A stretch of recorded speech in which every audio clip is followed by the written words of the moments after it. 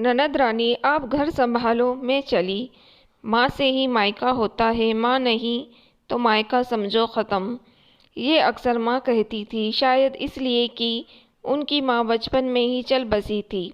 लेकिन मुग्धा को ये बात समझ नहीं आती थी। बचपन में माँ ही सारी दुनिया थी, बस इतना समझा था। आज समझ आ गया कि सचमुच माँ ही से ही मायका होता है। भरे पूरे परिवार में अपने बच्चों के साथ आई मुग्धा अकेली थी, बिल्कुल अकेली। ससुराल के आने के वक्त मन में कितना कुछ चल रहा। दो भाई भाभी, बच्चों के साथ रहना, बातें करना, बचपन को फिर अपने घर में जी लेना, ऐसी जाने कितनी ख्वाहिशों को लेकर मायके आई। आते ही भाभी नेहा ने अपनी योजना बता दी। मुग्धा, एक ज़रूरी पार्टी में जाना है, मिलिंद के दोस्त के बेटे का जन्मदिन है। बस मैं यूं गई और यूं आई, ना बच्चों को दुलार ना कोई आओ भगत। फटाफट तैयार होने चली गई। तैयार होकर आई तो मिलिंद ने कहा, नेहा रहने देते हैं, मुग्धा आई है आज घर में, ऐसे कैसे चले जाएं छोड़कर। मैं अमोद को फ़ोन कर देता हूँ। भाई की बात सुन मुग्धा को तसल्ली हुई। तभी नेहा ने बीच में टोक दिया, मिलिंद रहने दो ना, चलते हैं। ऐसे भी राधा को मैंने बता दिया था, खाना वो बना लेगी, बस कुछ देर में आ जाएंगे। अरे वहाँ मेरे दोस्त थे, जुटेंगे, सब में मुलाकात हो जाएगी। एक महीने से किसी से नहीं मिली, चलो ना प्लीज़, कहते हुए लगभग मिलिंद को खींचते हुए ले गई। भाई ने बहन को देखा तो बहन मुस्कुराने लगी, तो वो मौन स्वीकारती थी बहन की तरफ से। भाई आप जाओ, मैं ठीक हूँ। मिलिंद चुपचाप चला गया। घर में रह गई मुग्धा अकेली। उस घर में, जिस घर में माँ बाबूजी के समय भीड़ से कभी कभी सोने के लिए जगह कम हो जाया करता था। नमक रोटी भी इतनी मीठी होती थी कि उसका स्वाद आज तक याद है।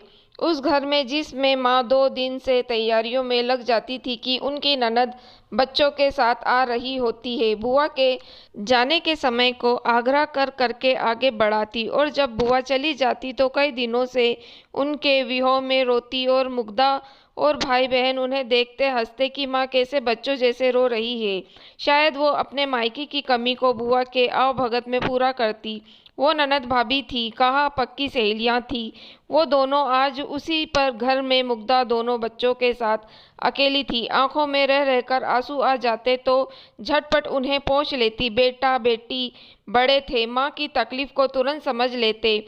आज वो दीवार, वो दरवाजे, खिड़कियां सब जैसे माँ बाबू जी जैसे लग रहे। मन हो रहा था उन्हें ही भेंट कर रो ले। माँ के उठने बैठने, उनके काम करने की सारी जगह, सब कुछ आंखों के सामने घूम रहा था। ऐसे मानो माँ सामने विचार कर रही हो। बर्दाश्त से बाहर हुआ तो माँ के कमरे में चली गई। माँ बाबूजी की तस्वीर के सामने शांत होकर खड़ी हो गई। आंखों से सशस्त्र आंसू-धारा से फूट पड़ी। जी हो रहा था अभी ड्राइवर को बुला ले कि उसे घर ले जाए, लेकिन ससुराल में बड़े रौनक से तैयारी की थी मायके आने की। कैसे चली जाए यूं कि क्या कहेगी उनसे। दीदी खाना तैयार है, आइए, मैंने बच्चों की बुला लिया, खाना खा लीजिए। राधा की मीठी आवाज़ से मुग्धा की तंद्रा टूटी तो राधा मुस्कुराती खड़ी थी।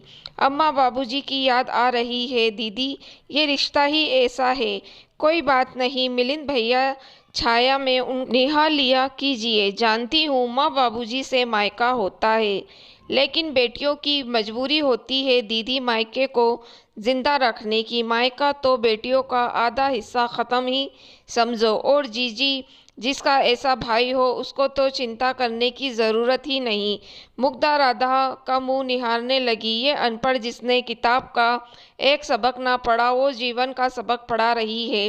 राधा मुग्धा का हाथ पकड़ ले गई, डाइनिंग टेबल पर कुर्सी पर बिठा दिया, थाली परोसने लगी।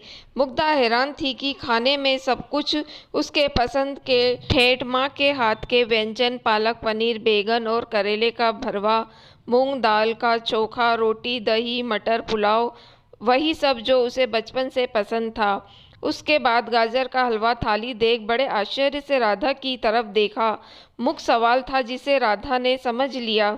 जीजी भैया ने हमें सब कुछ लिखा दिया था, क्या बनना है और कैसे। जानती हो जीजी, जब भैया हमें समझा रहे थे तो ऐसा लग रहा जैसे अम्मा जी समझा रही हो। अम्मा जी को सब कुछ बनाते देखा था, कोशिश कर सब बनाया है, एक बार चख कर तो देखो कैसा बना है।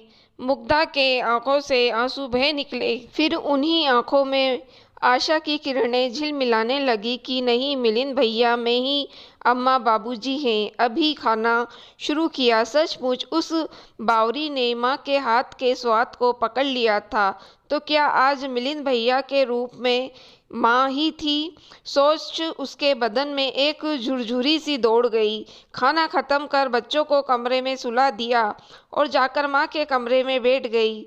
सर्द रात थी, मन हो रहा था लिहाफ में घुस जाए, लेकिन भाई के इंतजार में बैठी रही। 11 बज के लगभग मिलिंद भैया नेहा आए। नेहा सीधे कमरे में चली गई, लेकिन मिलिंद ने राधा से पूछा, मुग्धा और बच्चों ने खाना खाया? अभी राधा कुछ कहती कि मुग्धा कमरे से बाहर आई और बोल पड़ी, खाना खाया भी और बहुत स्वादिष्ट भी बना था, बिल्कुल माँ के हाथों के स्वाद वाला। कहते हुए भाई के हाथ को अपने माथे पर धर लिया। आंखों से आंसू बहने लगे। मिलिंद समझ गया वो माँ को लेकर भावुक है। बहन को सीने से लगा लिया। पगली क्यों परेशान होती है? अम्मा बाबूजी नहीं तो क्या ये भाई है ना तेरा? और सुन, एक बात बताऊं? बताओ। शुभ कती हुई मुग्धा बोल पड़ी, जानती है अम्मा ने सब कुछ सिखाया मुझे, खाने की एक एक रेसिपी। अम्मा जानती थी कि मेरी बेटी पागल है, जब भी मायके आएगी ऐसे ही रोना धोना मचाएगी। मेरा बेटा समझदार है, कुछ खाने पीने और उसकी आदतों के बारे में बता देती हूँ, मेरा बेटा संभाल लेगा इस पागल लड़की को। कहते हुए मिलिंद ठहाके मार हंस पड़ा। साथ में खींचकर मुग्धा भी खिलखिला पड़ी। दोनों की हंसी से घर का आंगन गुलजार हो गई। मुग्धा को जाने क्यों माँ की मौजूदगी का एहसास हो चला। दोस्तों, अगर आपको कहानी पसंद आई हो तो आप मेरे चैनल को सब्सक्राइब ज़रूर कीजिएगा और मेरी वीडियो को लाइक और शेयर भी ज़रूर कीजिएगा। Thank you for watching.